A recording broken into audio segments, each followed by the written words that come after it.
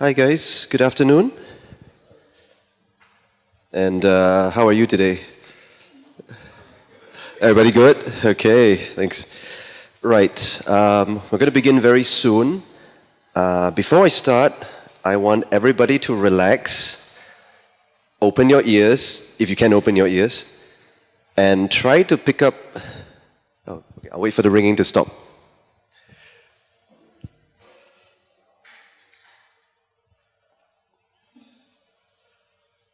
Okay.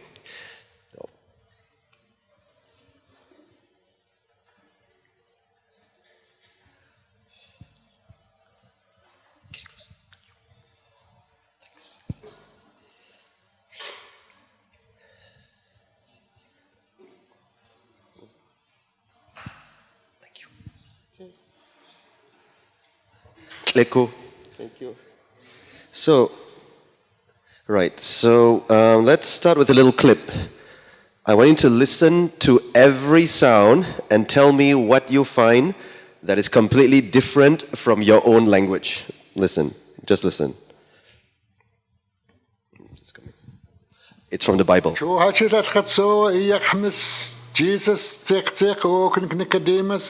Nicodemus حاولت أنا ياخذ جوز واقع الخون أن يحلق تل سالتنك لو قاد أوكل واقع كم حتاني وتلقى قوس قاد هي يخلق قاد قوسك أتمت تكات وهاك جيسس وحتكت محسا وشتلتل قاد قوسك جيسس وات وين هوك نيكوديموس أني سما قوس هو أسخو هي نمل وماختما وتشيت قاد قوسك هي يخلق قاد قوسك إيه وش بشت نيكوديموس أحكواتت شواتلا تقص حصوي قواس هو أس هي نمت يتشمخات جيسس واتلا وكا ومتك عوسي تتخن ومتك وحسب مخصتخن تكانك.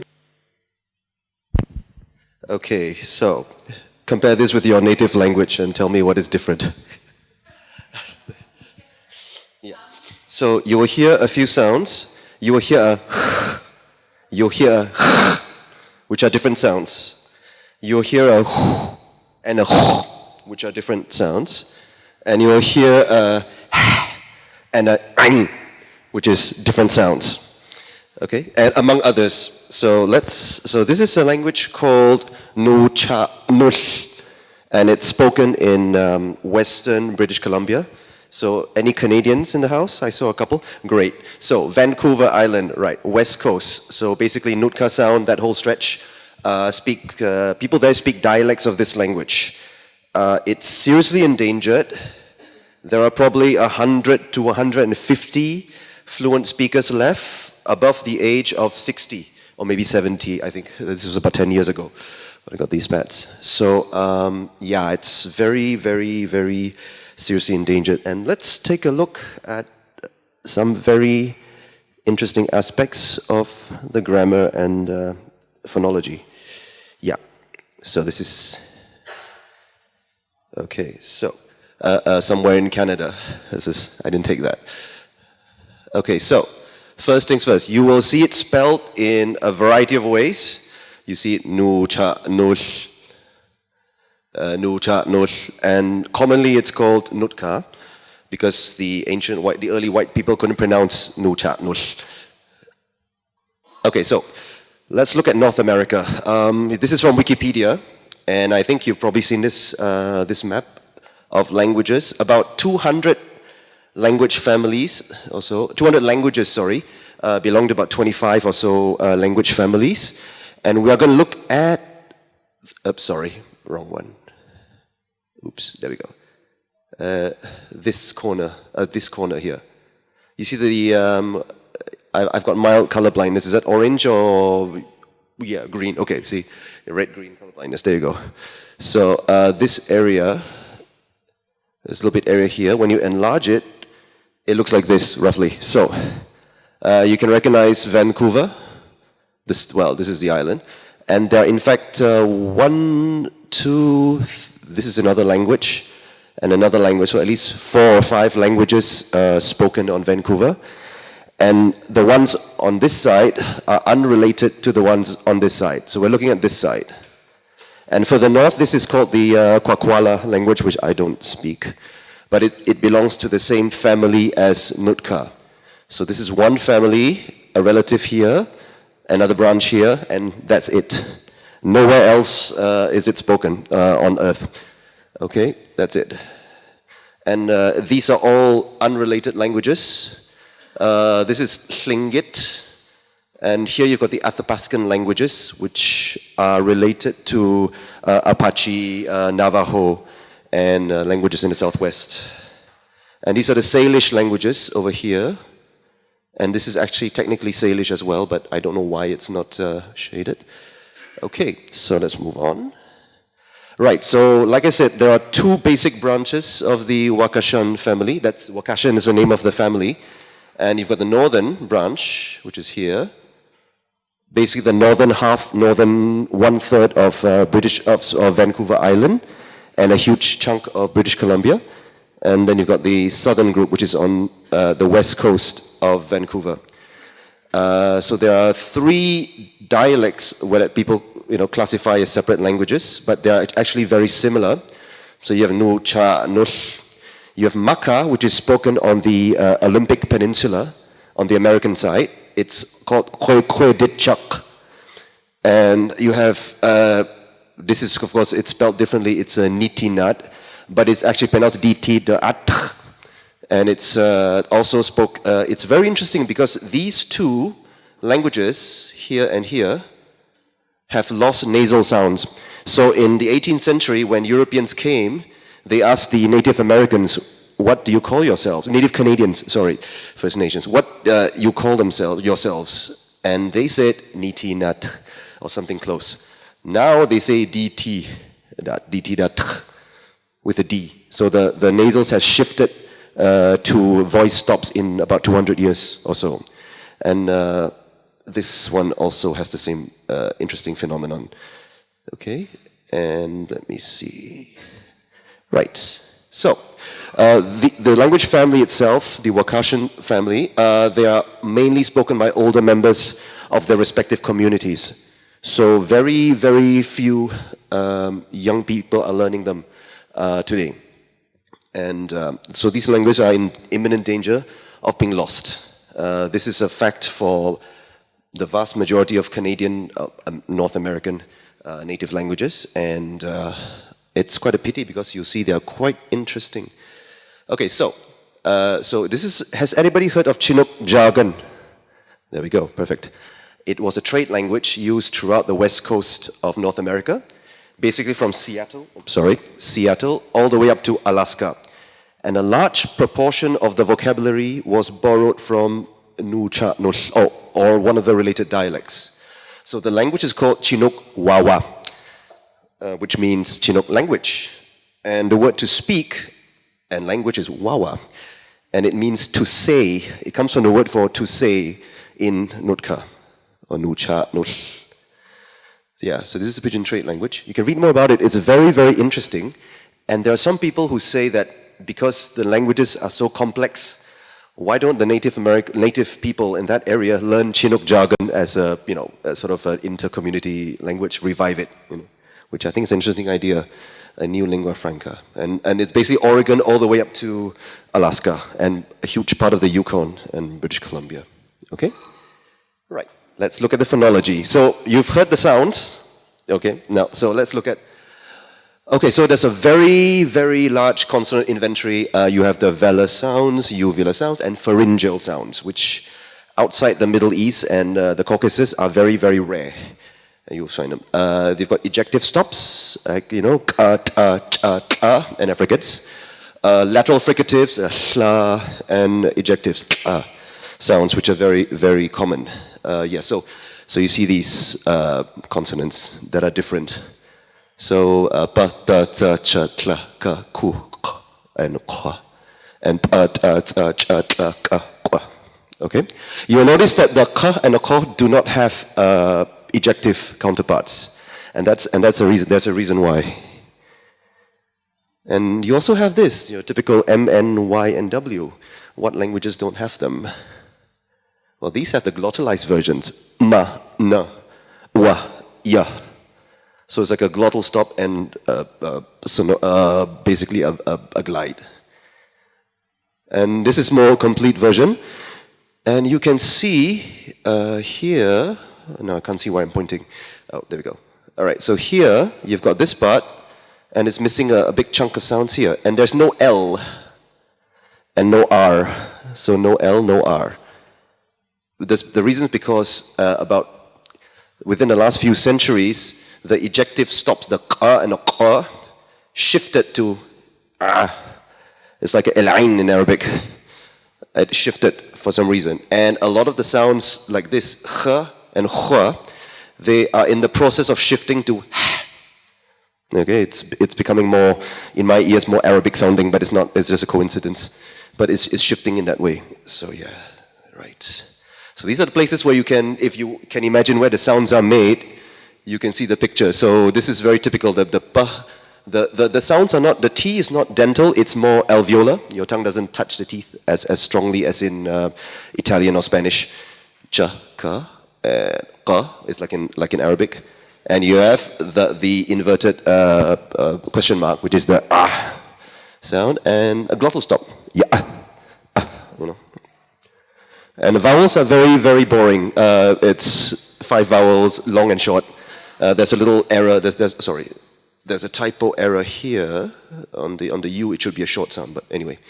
Okay, this is very, very simple for European speakers, I think, who can't say I, U.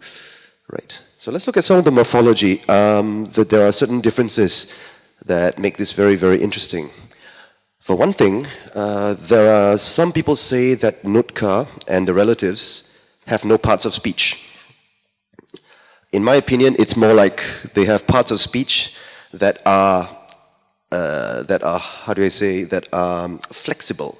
They can move from one, you can shift from one to another. A noun can become a verb can become a noun, and both can become sort of like adverbs.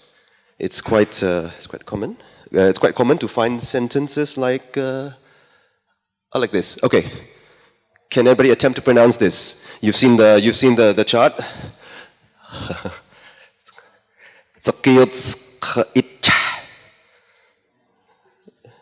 Yeah. And it means 20 years. 20 years, yeah. I hope it doesn't take you 20 years to learn to say this. Yeah, and here's another one. So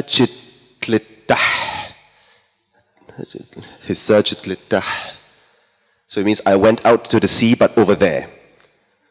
Yeah, I know. You're looking at me like, yeah. So the language likes to, so there are basically stems and there are suffixes. But the suffixes are much more than European languages. You show tense aspect, you create participles with suffixes. But this language, you can actually have things like to go out to the sea, you know, over there, incorporated into the suffix. So a very tiny suffix can have a huge, a huge impact on the meaning of the entire sentence. So we will analyze these types of sentences. Some people say they are really long words, so we'll see. We'll see. Okay, here this one. So this is it's the double L in Welsh, and what other language? Zulu has this, I think. Which is a very nice word. Please help me. So if you get lost in the sea, try to say this. No, I'm kidding. So Nuučaan is strongly predicate initial. So if you look at a sentence, I am beautiful, which is the subject, which is the predicate? Beautiful, I am beautiful, right? So in this language, beautiful would come in front, I would go at the back, all right? So it looks like this. Here's a sample. So, okay, who wants to attempt this? Okay, and the shitlish. Sorry, I say too loudly. is literally, you can break it up into these parts. So the first part here is the verb for to sneeze. So the doctor sneezes, the doctor is less important than the sneezing, so the sneezing comes in front. So sneeze, sorry about that, oh, yes. Sneeze comes in front, height. This is not a which is a different sound. And shit is a way to show a perfective. It means that the event has been completed. It's similar to what happens in Russian, for example, in Slavic languages. It's whether an action is completed or not. And this is ish, which shows that the event involves a third person, a doctor, and it's indicative, and it's not subjunctive, or it's not interrogative. And doctor is from English, doctor, here, doctor. And which the, right? So like Scandinavian languages, the goes at the end of the noun. You'll see this a lot. The doctor sneezed. Okay? So this sneezed, doctor the, literally. That's, yeah. So, nunuk ish sluts ma'i. Okay, this is a word meaning. Sorry. It's made up of 4 parts. So again, the action always comes in front. So nunuk is singing or sing, and ish is a third person. Slutsma is a woman, and ich is the. Yeah, so it's nunuk ish slutsma ich, which means the woman is singing. Sing woman the. And when I say that there are no parts of speech, you can actually flip them around, and it would still make sense. Slutsma ish nunuk ich. So the woman has ceased becoming a person, and she's become a verb. And the singing has become a noun. So what it means is, again, the predicate. So the singing thing or person is a woman. You can use that. And you can do that with pretty much any part of speech. You can bring any part of speech up to the front of a sentence, and it becomes a predicate. So slutsma ish nunuk ich. Okay? Now, if you're observant, the word for song is nuk. But why is there a nu here? Okay, we'll talk about that later on. Okay, so suffixes are way more complex than those in European languages. So if you add a suffix, in English you can make a past tense or a present tense or a present progressive or a third person. Here you have a suffix, it can mean to use something. Well, so eats, atu, is, us, ish, as. All of which can mean like, oh, I'm using something, I'm eating something. You don't say, I eat this. You say the object, the suffix for eat, and I, and present tense I. And that's how you make a sentence in a single word. Okay? It's very, very sparse on words. Atu, sinking in the water. Is means on the beach. So you have the word for dog. You put an is here, dog, something is. It means there's a dog on the beach. That's one sentence. Okay? And all these are all suffixes. All right? Yeah. And the next one. Okay, so let's see how they work. So you see here. Taqit, we met that word before. Taqit. At the beginning of the 20 years. And then you have ahs, which means in a vessel. And you get taqit ahs, 20 things in a canoe. That's one word. Taqit ahs. And if you might notice why this is a glottal stop. And you see it merges with the C, you get a t. All right. So in some languages like Hungarian, if you say my house, you say hazom. Am I right? Okay, hazom. But if you say my pocket, it's jebim, something like that, right? So the and the m change because of the root. In this language, it's the other way around. The root will torture the stem to behave differently. Yeah, it will bully the stem to act differently. So this suffix, the ahs, will make the stops ejective. Yes. So and it's not only that. It's a lot of changes. A lot of things happen because of the endings. So the endings change the beginnings of the word. So Mu'tapat is a canoe. Ich is to make. With us is about to. So he is about to build a canoe is Ch'apat with us. Ch'apat is with us. And you see the cha is long. It's because ich is a consonant, is a suffix that makes the first vowel long. And you have to memorize. Every suffix you learn, you have to memorize the pattern or what kind of action it forces onto the main thing. So basically you have to learn what kind of bully it is, whether it likes to stretch things or, makes things ejective. Okay? Mahtiq. So mahtiq is a house. Ich is to make. Mahtiq. So the mah becomes long because of ich. Ich makes it long, no matter what. Any word that has an ich, the first vowel will become long. Okay? That's funny. So he builds a house. That's a sentence. The third person has no. If a word has no pronominal suffix, it's usually in the third person. Yes, it's like that. It's a bit like Turkish. There's no specific ending for third person. Okay. Am I going too fast? Let's see. All right, it's about 20. Okay. So let's go here. So let's see how things are made up. Okay. So I'm going to walk around a bit. Right, so mutq is to amputate or to cut. Nuk means in your hand. So if you say, I want to cut your hand, you have to say mutq nuk. Mutq nuk. And you see how mut becomes long. It's because of nuk. And in dictionaries, they put an L. So nuk is an L suffix, long. It stretches out whatever comes in front. So these are called suffix-associated templates. That's a very fancy way of saying the ending will bully the beginning to change its form. Yeah, it will harass it. So that's what happens. So ish is to hurry up. Aḥʔic is to call. But ish aḥʔic to call someone to hurry up. Yes, and if you use a short form like ish, it's wrong. It sounds wrong. It has to be ish aḥʔic because aḥʔic always makes the first vowel long. Yes. So in other words, when you have a word with many, many suffixes, you have to think first, visualize the word before you say it. Think before you say it. Otherwise, you can't go halfway and, oh wait, I'm adding a new suffix, therefore I have to change the beginning. It's too late. Yeah, that's the language. Hair seal is a type of seal. And is to hunt. To hunt a hair seal is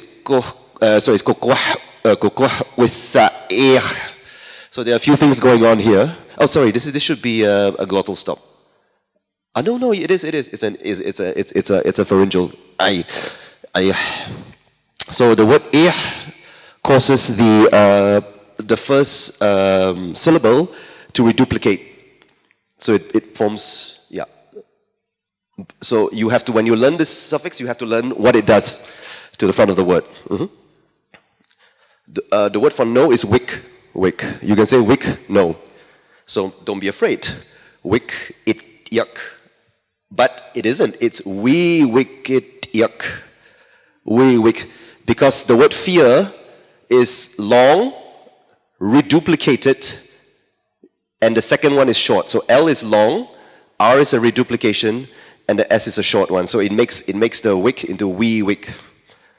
And you have to learn that by heart. You have to memorize it. Whatever you learn, yeah. There's no cheating with this. And tleh is to move in a lengthwise motion, like to go forward. But in this language, it also means to go in a canoe. Because in ancient times, the canoe was the only vehicle. So if you go forward in a vehicle, it has to be a canoe. That's it. And suptash is to compete, like when you play sports, to compete. So, to have a canoe race, because the word the suffix suptash causes this to change. It causes it to get long, to reduplicate, but to have a t after the first vowel.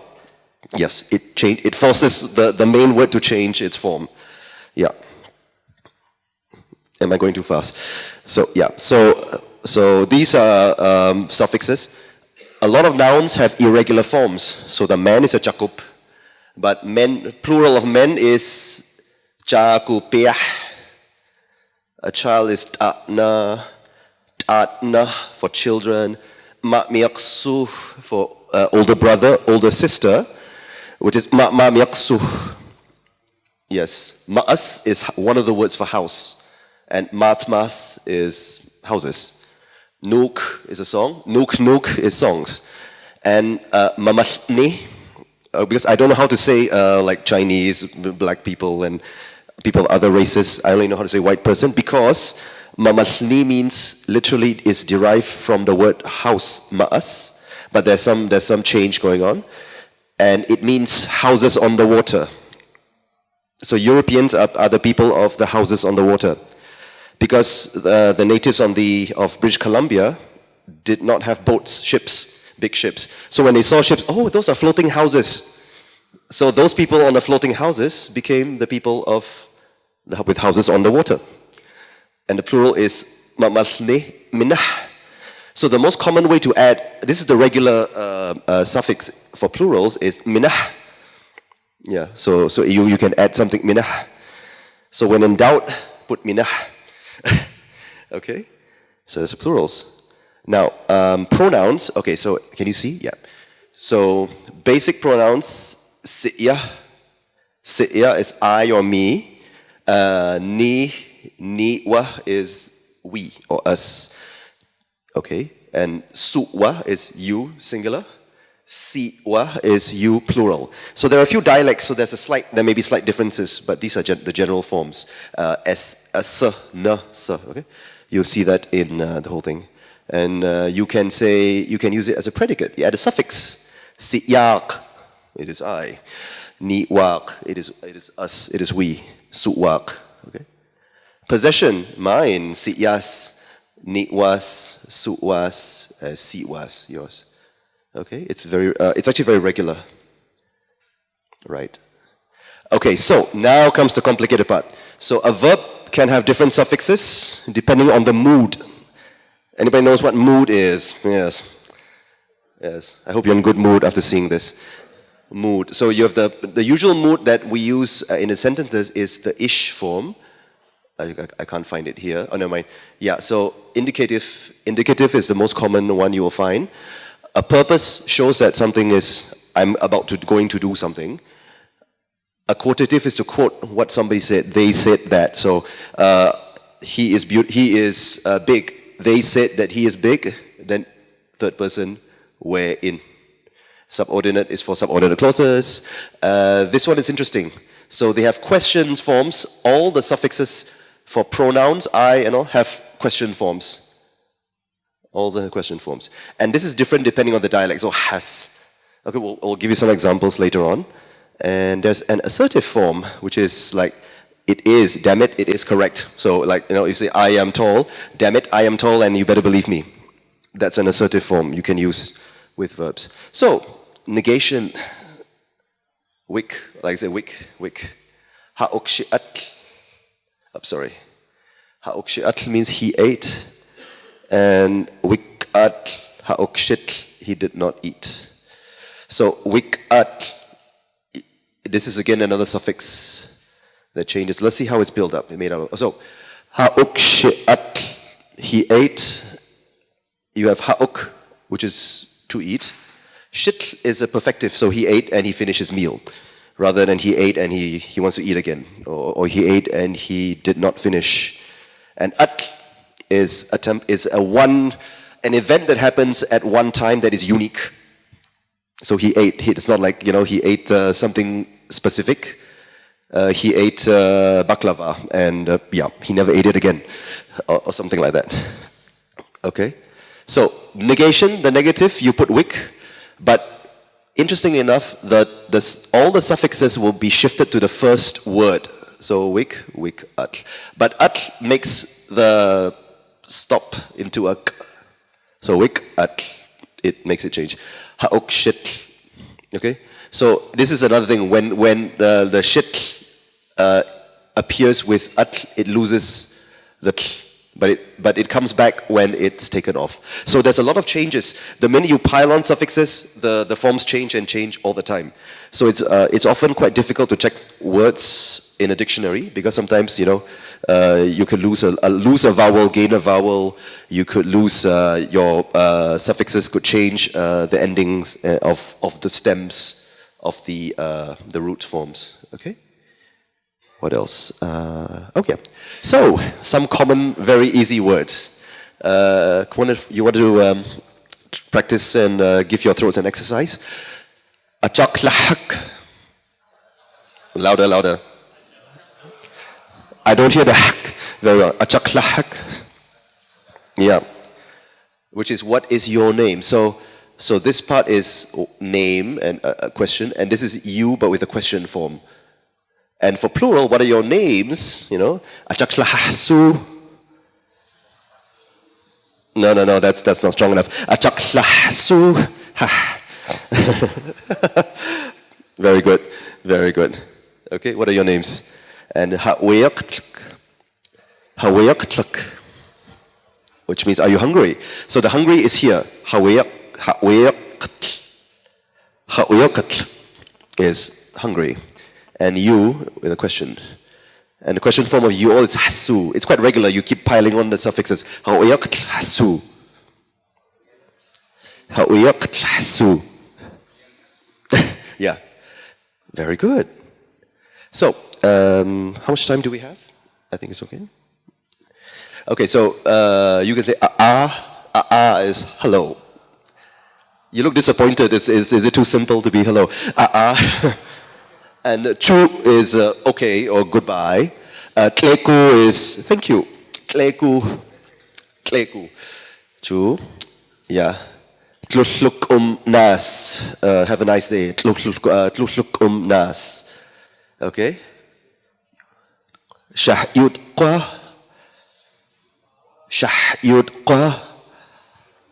How are you? How are you? And you say tlush. Well, it's not here. Anyway. Okay, I think that's about it. If you want to get more information, here's my blog. Within the next week or so, I will put links to maybe online resources on where you can get more information on this language and some tools, to learn them. The problem is the resources are often in different dialects, so there could be slight differences here and there. So be prepared for some interesting variances. So don't. I'm not teaching you the wrong thing or the right thing. It's just that it's different dialects. Okay. Any questions?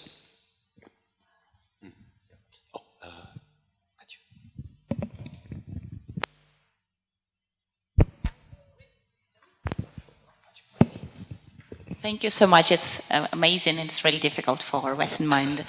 I was wondering, the written system, the one that you presented, are they actually using some kind of written system, and which written system they used before the arrivals of white people in the houses? Good question. Okay, so the language did not originally have a writing system. So none of the tribes on that part of North America had a writing system. So the missionaries invented a sort of pseudo-English writing system, with K is CK and things like that. But it was very, very sloppy, and it was cumbersome to use. So this was a very recent invention. I think about within the past 10 or 20 years, they developed a modified IPA, International Phonetic Alphabet, and it's modified for writing. And it's I think easier to sort of typeset with the IPA. That's why. But traditionally, there was no writing. Yeah. Any questions? Yes. Is there anything being done in order to promote this language among the younger generation? Okay, so as far as I know, some of the communities have started teaching in schools on the First Nations territories, and there are programs underway. I don't know how quickly they're going to reverse this language shift, but it's starting. There are some. I think I can share some websites. There are links on YouTube where they had elders who teach in schools and who actually read aloud sentences and for you to hear the grammar and all. Yeah. So it's starting. Excuse me. Yeah. Okay. Any other questions? Yes. As far as the different ways in which a suffix can affect a root, is there a number of of different patterns that could happen? Do you know how many that could possibly be? There are about, let me see, I can count, slightly less than a dozen, 8 or 9 different ways in which it can be affected, yeah. Yeah, so for every suffix that you learn, you have to learn also how it changes the root, yes. And not only that, but the root can be reduplicated, you know, and to show, depending on what is the root, to show things like repetition, whether the action is a regular action, whether it's an irregular action. You know, I do it sometimes and I stop doing it and I do it again. Yeah, yes, you can. It's a lot of. It's called aspect basically, and it's very productive. Yeah, almost all roots can go through this. Yeah. Yes. Okay. So there was a word for house. Mi'am. Ma'as. Yes. Mahtir. There are a couple. Yeah. So the one that I'm talking about is ma'as. There were 2 different kinds of, 2 different variations of this word on the page that you were showing. Like once the glottal stop turned into T and once into M. What is that? It's actually irregular plural. There are some words that have very strange patterns. It's even more irregular than in Semitic languages. So ma'as and ma'atmas is the plural of houses. Yes, it's just an irregular plural. The T is more of, I think it's a linking consonant, but the glottal stop disappears. So it's mas, mat, mas. Yeah. Yes. Okay. Go ahead. So what I also noticed that when you have plosive, yeah. And right after it, jumps some suffix with beginning with the glottal stop, it becomes adjective. Yes. Any other of those things happen? Yes, adjectives. There are some suffixes that are the exact same form, but they have different changes onto the stem. So some of them will change like a K into a T into a T. Some of them don't, and you have to remember them. So there's like something like on the beach. There's another one meaning in fire or something like that, and it's the same. It looks like the same suffix, but it has a different effect on the root. So it's really a system of you have to learn it by heart. Yeah, yeah. David, yes. Thanks. As you know, I'm a big fan of the language because I don't get out much and all, but I've learned about this a while ago. But I'm curious, how do they treat new words that come into the language or new concepts like mobile phone or Big Mac or whatever? Do they borrow the word? Do they come up with their own description of it? Perfect. Very good question. Can I write with this? Yeah? Okay. Let me try this. So, let's say the word, no, wait. Yes. Salmon. Can you see? Can you guys see? Yeah. I'm gonna write bigger. Was borrowed as min. It's actually an actual word, min. And the weird thing is, any words that are borrowed from English were changed a little bit to fit the morphology. So in Nootka, in Nuučaan, words ending in N, when you add a suffix, first thing happens is the first syllable becomes short. And the N becomes a tak. So you get summit something, whatever, one of those suffixes here, which So it follows the rules of the language, even though it's, yeah. So you have a long vowel becomes short, and this happens all the time. A common word, I think, is, I've seen it before, like thousand or something like thousand or something like that, with two A's, thousand, and it follows the same pattern. And this pattern is modeled on the word for hummingbird, sa-sin. And then again it follows, when you have a suffix, it becomes sa-sitk, something. So there's a rule that they have to follow, and any word that comes into it from outside has to follow the rules. Yeah, but there are not many loan words compared to typical Asian European languages. They're very resistant to borrowing. Yeah. Any more questions? We have about 5 minutes, I think. 5 minutes, 4 minutes, yeah. Hey, Andrew. The passage. Sorry, yeah. The passage that was read, was Yes. it a kind of tonal system or recitating system? Yes, you're right. Perfect. That's actually more of it's used for what do you call it? It's for telling legends. It's for when you recite ballads and legends. Yes, exactly. It's used that, and they use it for when reciting the Bible as well. Yes, precisely. Any questions? Yeah, can maybe. Yeah, a couple more. Yeah, I'm a bit sick today, so it's the ish sick.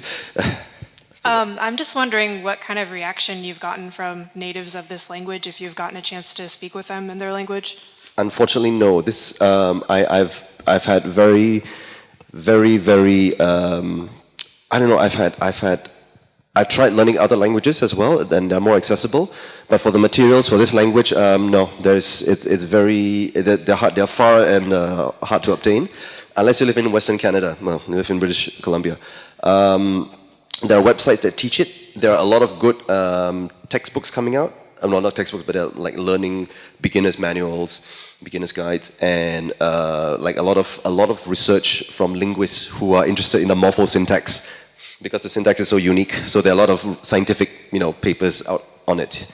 If you look on even in Google, Nuučaan, you put something like verbs or suffixes or something, and all that will come out.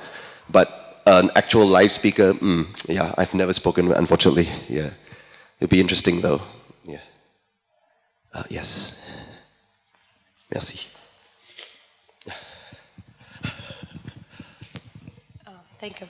So, and what's your method of learning this language? If there is no recordings, I think. So, how did you learn this so complicated phonology of this language? Thank you.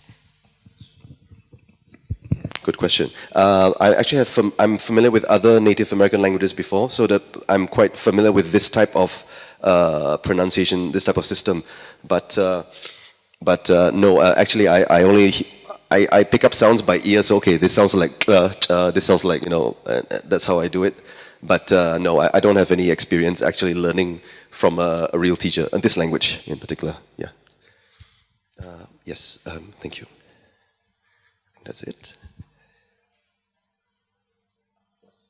2 minutes. Yep. A couple more. That's it. Just for carrying on with that, you've been learning maybe some Salish language before this one? Yes, I did. And which one?